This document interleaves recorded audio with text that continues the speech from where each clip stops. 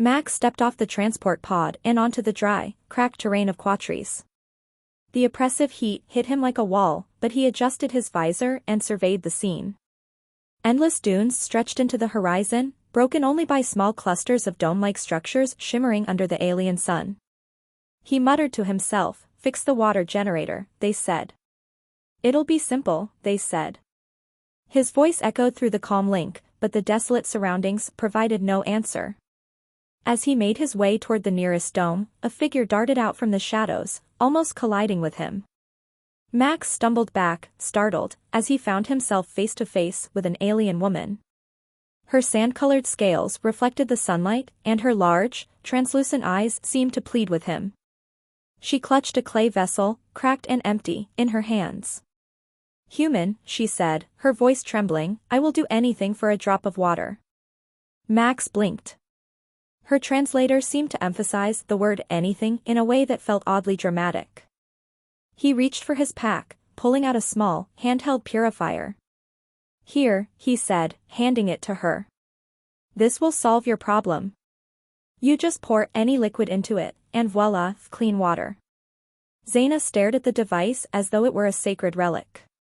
Her trembling hands received it carefully, almost reverently. You offer this to me?" Her voice was hushed, a mixture of awe and disbelief. "Yeah. "Sure," Max replied, brushing off some dust from his sleeve. "It's reusable too. Should last you a lifetime." Zaina gasped, her scales shimmering a deeper hue. "A lifetime?" she whispered. Her translator's tone added an unintended sensual inflection. "You give me this, to sustain me for life?" "Well, that's the idea," Max said, scratching the back of his neck. "Water scarcity is a serious issue, right?" Zaina's eyes widened, and she dropped to her knees. "I accept your offering," she declared solemnly. "And I pledge myself to you in return." "Whoa, hold on." Max waved his hands in protest. "It's just a purifier. You don't need to pledge anything. It's no big deal." But Zaina wasn't listening. She clutched the purifier to her chest and stood, her expression one of determination and gratitude. "You honor me, human. I will not disgrace your gift." She turned and bolted toward the domes, her movements surprisingly graceful. Max stood there, bewildered. "What just happened?" he muttered. Shaking his head, he followed the path she'd taken, hoping to get the generator fixed before things got any stranger. By the time Max reached the village, it was abuzz with activity. Aliens of various shapes and sizes were gathered in the central square, murmuring excitedly. The sight of Zaina holding the purifier aloft like a trophy caused a ripple of cheers through the crowd. Max froze as all eyes turned to him. "Is he the one?" an elder alien asked, stepping forward. Her voice carried the weight of authority, and her scales glittered with age and wisdom. "Yes," Zaina said, her voice steady but filled with emotion. "He has chosen me. He has given me his life's water."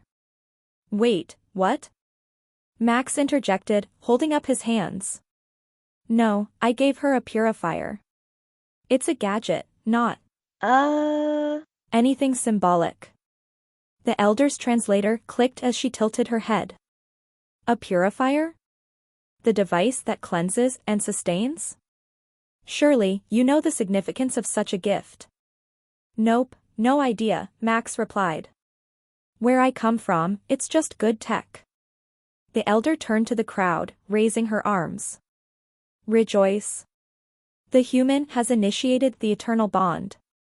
The crowd erupted into cheers, and Max felt his stomach drop. "This is a misunderstanding," Max began, but the translator rendered it as, "I am overwhelmed by your acceptance." Zaina beamed at him. "Do not be nervous, human. I, too, am overwhelmed." Max groaned inwardly. He was pretty sure this mission was not going as planned.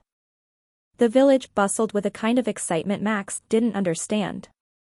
Aliens hurried to and fro, carrying vibrant fabrics, carved wooden symbols, and what appeared to be large jars of shimmering water. Max stood awkwardly in the center, every movement of his scrutinized like he was the star of some grand production he hadn't auditioned for. Zaina approached him, her expression a mix of pride and shyness. The elders have decreed that the bonding ceremony will take place at sunset. It will be the grandest we've ever seen. Bonding ceremony? Max repeated, his heart sinking. Look, Zaina, I think there's been a mix-up. She placed a gentle hand on his arm, her scales cool to the touch. I know this must be overwhelming for you. Humans are not used to our ways. But fear not, I will guide you through it. Max opened his mouth to argue but stopped as an elder alien approached, his expression solemn. Honored human, the elder said, you must prepare for the sacred rites. The water you have bestowed is not only life-giving but soul-binding. You have chosen well. Max wanted to scream. I didn't choose anything. I just handed her a purifier. Instead, he managed, this is a misunderstanding. Such humility, the elder interrupted, his tone reverent. Truly, you embody the spirit of the great quenchers. Max sighed as two younger aliens ushered him toward a large tent filled with colorful fabrics and strange symbols etched into the walls. Inside, a group of alien attendants began fussing over him, adjusting his clothes, smearing some kind of fragrant paste on his hands, and chanting words his translator rendered as blessings of the eternal stream. Can someone please explain what's going on? Max asked, trying to keep his patience. You are being prepared for the bond, one of the attendants said, her voice calm and measured.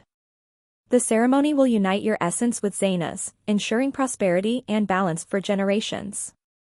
Max blinked. Essence? Balance? That sounds intense. The attendant smiled, or at least Max thought it was a smile. The human's humor is refreshing, she said, turning back to her work. By the time Max was released, the sun had begun to dip below the horizon, casting a golden glow over the village. The central square had been transformed into a dazzling array of lights, banners, and large vessels of water, each shimmering as if filled with liquid gold. The villagers had gathered in a circle, their expressions filled with anticipation. Max was led to the center, where Zaina waited, adorned in intricate robes that reflected the fading sunlight. Her eyes met his, and her expression softened. You look radiant, she said, her translator struggling to find the right word. Thanks, Max said awkwardly. Listen, about this ceremony. Before he could finish, an elder stepped forward, holding a ceremonial staff. The crowd hushed as the elder spoke. Today, we witness the sacred union of life-giver and life-receiver. The bond formed here will echo through the sands of time. Max stared, dumbfounded. Union? Bond? Can we just? Zaina stepped closer, her voice low enough that only Max could hear. Do not worry. The water exchange is simple. You drink from my vessel, and I drink from yours. It seals our connection. Max rubbed his temples. Okay, let me get this straight. You think that sharing water makes us, what, married? Zaina tilted her head. In a sense, yes. The act is both practical and deeply symbolic. It signifies trust, devotion, and unity. Max exhaled, realizing he was in way over his head. All right, let's just get through this. The elder raised his staff, signaling for silence. Two attendants approached, each carrying a vessel. One was handed to Zaina, the other to Max. The elder spoke again. Let the exchange begin. Max took the vessel, filled with the shimmering water, and glanced at Zaina. She raised her own, her gaze steady. To life, she said. To life, Max echoed, raising the vessel to his lips. The crowd erupted into cheers as they drank, their voices blending into a cacophony of celebration. As the vessels were taken away, Zaina smiled at him, her eyes glistening. It is done. We are bonded. Max opened his mouth to respond but found himself swept up by the crowd, their cheers louder than ever. Somewhere in the back of his mind, he couldn't help but think, how am I going to explain this back home? The cheers of the crowd didn't die down as Max was pulled from one group to another, each villager eager to touch him, offer him small tokens, or simply bask in his supposed generosity. He found himself smiling awkwardly, nodding to the strange praises his translator fed him, blessed quencher, eternal stream giver, and, oddly, bearer of the sacred flow. Zaina stayed close, her hand occasionally brushing his arm in what Max assumed was an alien gesture of reassurance. "You are handling this beautifully," she said, her voice warm with admiration. "Your composure inspires confidence." Max muttered, trying to extricate his arm from an overeager elder who was attempting to drape a garland of strange, wet moss around his neck. "Zaina, about this bond thing, can we maybe talk in private? Like, now?" Before she could answer, a villager interrupted, holding up a carved wooden symbol. It was shaped like a droplet, intricately detailed and glistening as though coated in some kind of resin. "For you," the villager said, bowing low. "To commemorate your sacred act." Max accepted the carving, unsure of what else to do. "Thanks. It's great craftsmanship." The villager beamed and scurried away. Zaina leaned closer, her voice soft. "He has marked you as one of the chosen. It is a great honor." "Great," Max said, trying not to sound too sarcastic. "Another honor. Just what I needed." The crowd began to quiet as an elder raised a hand, signaling for attention. "Now," the elder said, his voice carrying over the square, "it is time for the blessing of the joined. Let the chosen pair step forward." "Wait, what?" Max hissed, but Zaina was already guiding him toward the center of the square. The crowd parted like a living tide, their eyes fixed on the two of them with a reverence that made Max's stomach churn. In the center, a large basin of water had been placed on a pedestal. It shimmered with an otherworldly light, and Max noticed faint ripples spreading across its surface despite the lack of wind. The elder gestured toward the basin. "The water of unity awaits. Let the pair place their hands together and receive its blessing." Max glanced at Zaina, who was looking at him expectantly. "Do not be afraid," she said. "This is the final step. Once it is done, our bond will be sealed in the eyes of my people." Yeah. "See, that's kind of the problem," Max said under his breath. "I didn't sign up for a bond. I was just trying to help." Zaina tilted her head, her expression puzzled. "But you did help. And now you are honored. What is troubling you?" Max opened his mouth, ready to launch into a full explanation, but the elder's voice cut through the air. "Proceed." The crowd erupted into cheers again, and Max realized there was no escaping this. With a resigned sigh, he stepped forward, placing his hands on the cool, shimmering surface of the water. Zaina mirrored his movements, her hands brushing his briefly before settling beside them. The water glowed brighter, and the crowd fell into a hushed awe. "This is ridiculous," Max muttered, though he couldn't deny the water's strange, almost magnetic pull. It felt alive under his hands, pulsing gently with a rhythm he couldn't quite place. The elder raised his staff once more. "By the sacred waters, the bond is complete. May it bring prosperity to all." The crowd exploded into cheers, and Zaina turned to Max, her expression radiant. "Thank you," she said, her voice thick with emotion. "For everything." Max stared at her, his frustration melting under the weight of her sincerity.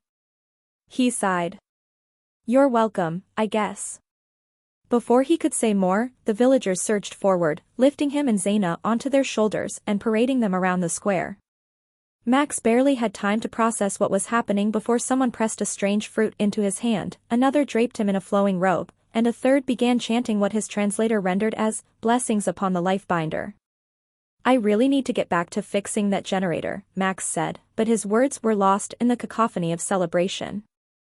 Max finally managed to pull Zaina aside, ducking into one of the quieter corners of the village. The celebrations roared on in the background, but at least here, he had a moment to breathe.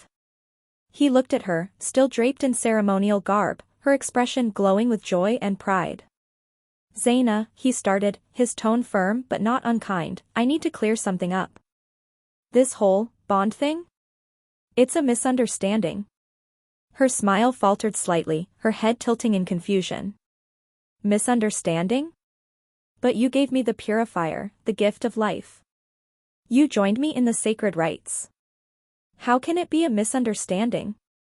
Max ran a hand through his hair, searching for the right words. Where I'm from, giving someone a purifier is just practical. It doesn't mean anything romantic or symbolic. It's like handing someone a flashlight. Her translator took a moment to process, rendering his explanation in soft, lilting tones. Zaina blinked, her expression shifting as the words settled. You mean, you do not intend to bind with me? Exactly, Max said, relief washing over him. It's nothing personal. You're great, really, but humans don't as well, this isn't how we do things. Zaina was quiet for a moment, her gaze dropping to the ground. I see, she said finally, her voice softer. I misinterpreted your actions. In my culture, such a gift is profound. It is not given lightly. Max sighed, guilt creeping in despite himself. I didn't know, he said. I was just trying to help. If I'd understood, I'd have explained sooner. She looked back up at him, her large eyes glimmering faintly. It seems we both have much to learn about each other's ways. You did not intend offense, and yet, you have given my people hope. For that, I cannot be angry. Max nodded, grateful for her understanding. Thanks. And hey, for what it's worth, I think your people are pretty amazing. I mean, the way you all cherish water, it's kind of inspiring. Zaina's smile returned, smaller but genuine. And you, Max, have shown us that even in misunderstanding, there can be kindness. Perhaps the bond we share is not what my people thought, but it is still meaningful. They stood in companionable silence for a moment, the sounds of the celebration distant but ever present. Finally, Zaina broke the quiet. You should return to your work. The water generator, our people still need it. Yeah, Max said, glancing toward the center of the village. I'll get right on it. As he turned to leave, Zaina reached out, placing a small, glowing crystal in his hand. He looked at it, puzzled. What's this? A token, she said. Not of a bond, but of gratitude. You may not have meant it, but you have given us more than you realize. Max tucked the crystal into his pocket, a small smile tugging at his lips. Thanks. I'll make sure it doesn't go to waste. He walked away, the weight of the day's absurdities lifting slightly as he focused on the task ahead. Behind him, Zaina watched, a quiet respect in her gaze. Whatever the misunderstanding, one thing was certain, their paths had crossed for a reason, and both their worlds were a little better for it.